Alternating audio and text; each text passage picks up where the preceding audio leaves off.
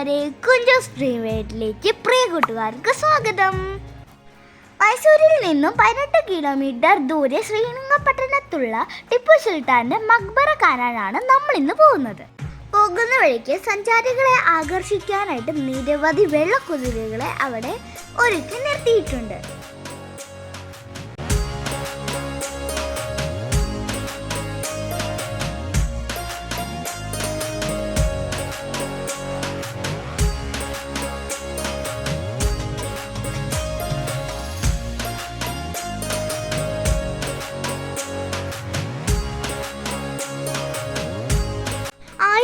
1784 ടിപ്പു സുൽത്താൻ തന്റെ മാതാപിതാക്കളുടെ അന്ത്യവിശ്രമത്തിനായി പണിത പാലസാണിത്. പിന്നീട് അദ്ദേഹത്തിൻ്റെ മരണശേഷം അദ്ദേഹത്തിനെ ഇവിടെ അടക്കം ചെയ്തു. ഇസ്ലാമിക രീതിയിലാണ് ഈ കുംഭസ് രൂപകൽപ്പന ചെയ്തിരിക്കുന്നത്. ടിപ്പു സുൽത്താൻ്റെയും അച്ഛൻ ഹൈദർ അലിയുടെയും അമ്മ ഫക്കർ നിസയുടെയും ഖബറാണ് ഇവിടെയുള്ളത്.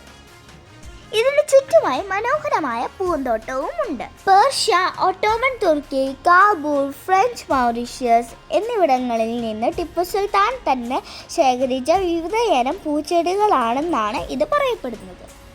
ടിപ്പു സുൽത്താൻ്റെയും അച്ഛൻ്റെയും അമ്മയുടെയും ഖബറിടമാണ് ഇതിൻ്റെ ഉള്ളിൽ ഉള്ളത്.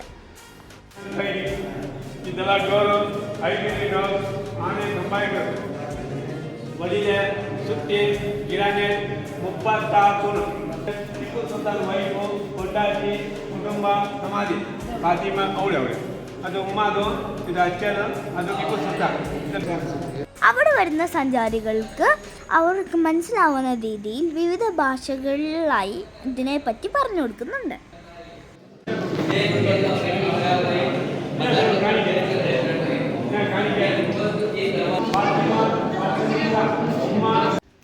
ടിപ്പു സുൽത്താൻ്റെ ഭാര്യയുടെയും മകൻ്റെയും മറ്റു ബന്ധുമിത്രാദികളുടെയും ഖബറിടം പുറത്താണ് ഉള്ളത്. നിങ്ങളിപ്പോൾ കാണുന്നത് ടിപ്പു സുൽത്താൻ്റെ മകൻ നിസാം ഉദ്ദീൻ്റെയും തൊട്ടടുത്ത് ഭാര്യ റുഖിയ ബീഗത്തിൻ്റെയും ഖബറിടമാണ്. എല്ലാ കാഴ്ചകളും കണ്ടു കഴിഞ്ഞിറങ്ങിയപ്പോൾ നല്ല വെയിലായിരുന്നു. അപ്പോൾ നമ്മൾ പാലസിൻ്റെ ഉള്ളിലേക്ക് കയറുന്നതിന് മുമ്പ് ചപ്പൽസ് അവിടെ പൊടുത്തിയിടണം. അതിനുള്ള സൗകര്യം അവിടെ ഉണ്ട്. ഇപ്പം പുറത്തേക്ക് പോകാനായിട്ട് എൻ്റെ പാവം പാപ്പ ഷൂ ഇടിക്കുകയാണ് എന്നെ. Tipu Sultan tiger of Mysore. അപ്പോൾ ടിപ്പു സുൽത്താൻ്റെ കുംഭസ് എല്ലാം കണ്ട് പുറത്തേക്ക് ഇറങ്ങിയപ്പം ഒരുപാട് ഷോസ് ഉണ്ടായിരുന്നു. അപ്പം അതിലടുത്ത് തന്നെയായിട്ട് വെറൈറ്റി ഓഫ് ഫ്രൂട്ട്സ്, പേരയ്ക്ക ഉണ്ടായിരുന്നു, കുക്കുംബർ ഉണ്ടായിരുന്നു. ഇതിനകത്ത് കുക്കുംബറിൽ മുളകും ഉപ്പും മുളകൊക്കെ ഇട്ടിട്ട് തരും. ഓർക്കുമ്പോൾ തന്നെ കൊതിഞ്ഞു.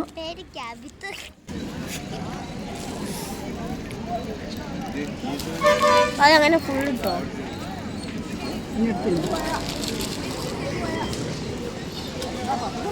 അടുത്തത് ഞങ്ങൾ വാട്ടർ ജയിൽ കാണാനാണ് പോകുന്നത്. ഇപ്പോൾ നിങ്ങൾ കാണുന്നത് ടിപ്പു സുൽത്താൻ്റെ ഡെത്ത് പ്ലേസ് ആണ്. അതായത് 4ാം മൈസൂർ യുദ്ധത്തെ തുടർന്ന് ബ്രിട്ടീഷുകാരുമായി പൊരുതി ടിപ്പു സുൽത്താൻ മരിച്ചു വീണ സ്ഥലമാണ് ഇത്.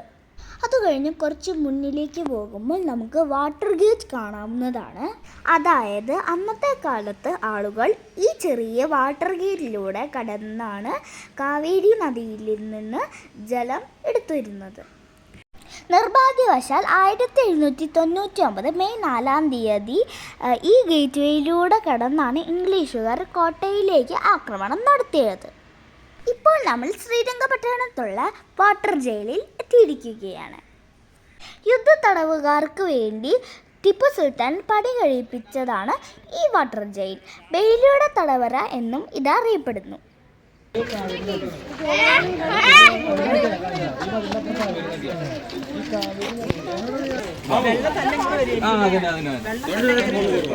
ഏകദേശം ഒരു 10-20 സെന്റ് സ്ഥലം മാത്രമായിട്ട്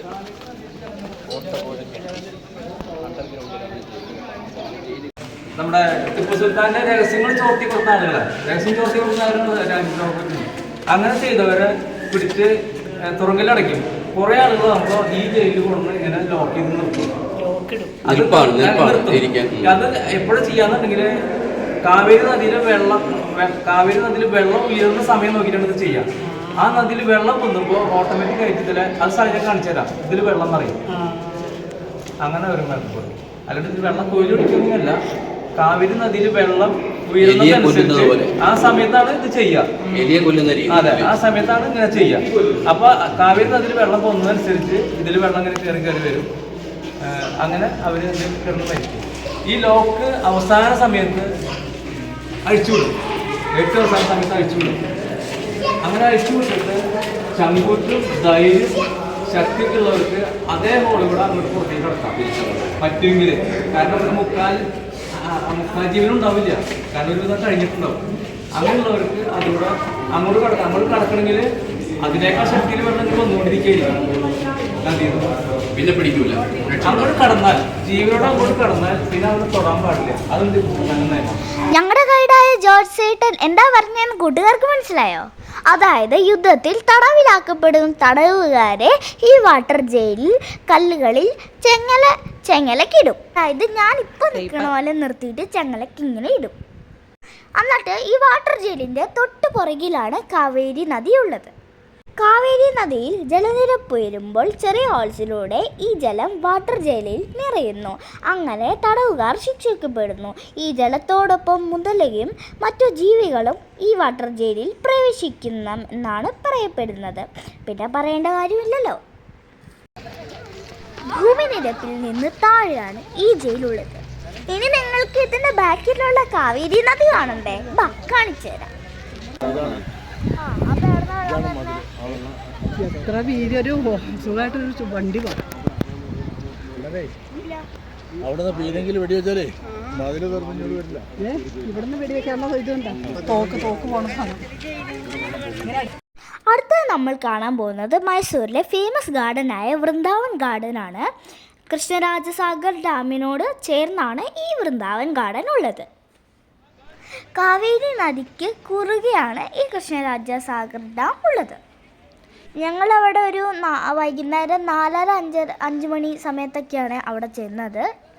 പാർക്കിംഗ് സ്ഥലത്ത് നിന്ന് ഡാമിലേക്ക് പോകുമ്പോൾ റോഡിൻ്റെ ഇരുവശത്തായിട്ടും നിരവധി കടകൾ കാണാം. കുറേ ഫിഷ് ഐറ്റംസും നിങ്ങൾക്ക് കാണാം. പക്ഷേ ഒരു സത്യം തുറന്ന് പറയട്ടെ, ഒട്ടും ഹൈജീനിക് അല്ല ഇടം.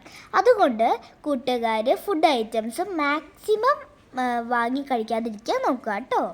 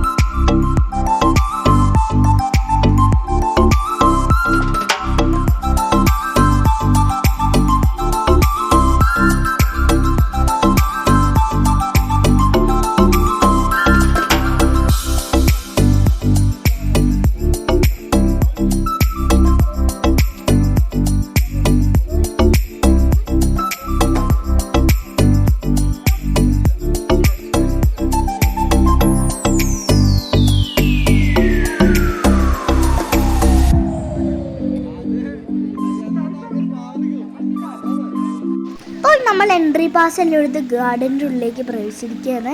എന്ത് മനോഹരമായ വ്യൂ ആ നോക്കൂ.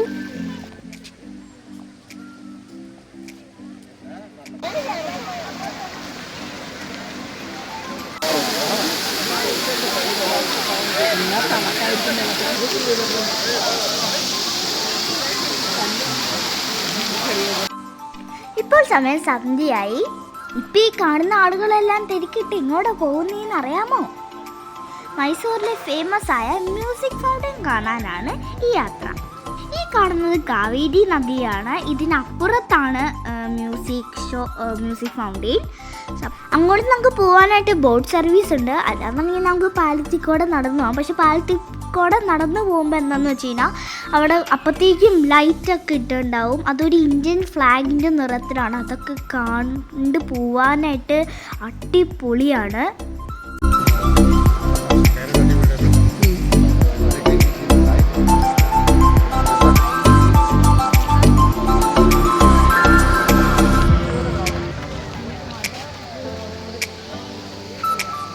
അങ്ങനെ നമ്മൾ മ്യൂസിക് ഫൗണ്ടൻ നടക്കുന്ന സ്ഥലത്തെത്തി. പണ്ട് അവിടുത്തെ തിരക്കൊക്കെ എന്തു തിരക്കാന്ന് നോക്കിയേ. ഇവിടെ ഇപ്പം 3 ഷോയാണ് നടക്കുന്നത്. അപ്പോൾ ഒന്നാമത്തെ ഷോയ്ക്ക് ഞങ്ങൾക്ക് സീറ്റ് കിട്ടിയില്ല. ഞങ്ങൾ ചെന്നപ്പോഴത്തെ അവസ്ഥ ഇതായിരുന്നു. ഈ ഗാലറി ഫുള്ളായിരുന്നു. ഫസ്റ്റ് ഷോ കഴിഞ്ഞപ്പോൾ തന്നെ ഞങ്ങൾ പെട്ടെന്ന് ഗാലറിയിൽ അപ്പം തന്നെ സീറ്റ് പിടിച്ചു. ശരിക്കും പറഞ്ഞു കഴിഞ്ഞാൽ 3 ഷോയും കണ്ടിട്ടാണ് ഞങ്ങൾ അവിടെ നിന്ന് ഇറങ്ങിയത്. അതൊന്ന് കാണേണ്ട കാഴ്ച തന്നെയാണ്. എന്തൊരു മനോഹരമാണ്. 8, 7, 6, 5, 4, 3, 2, 0.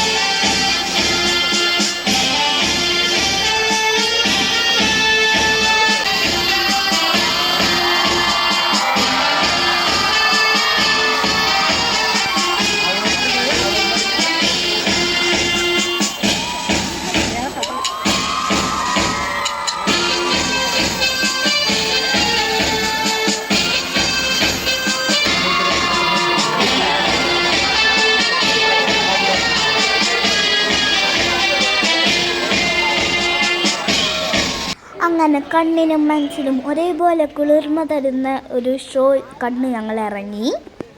അപ്പോൾ ഇത്രയുള്ളൂ ഇന്നത്തെ വീഡിയോ. അപ്പോൾ ഇന്നത്തെ വീഡിയോ ഇഷ്ടപ്പെട്ടെങ്കിൽ ലൈക്ക് ചെയ്യുക, ഷെയർ ചെയ്യുക, കമൻറ്റ് ചെയ്യുക. പിന്നെ ഫോളോയും ബെല്ലൈക്കനും പിന്നെ കമ്പോക്സിൽ കമൻറ്റും ചെയ്യണം കൂട്ടുകാരെ. ബൈ കൂട്ടുകാരെ. ബൈ.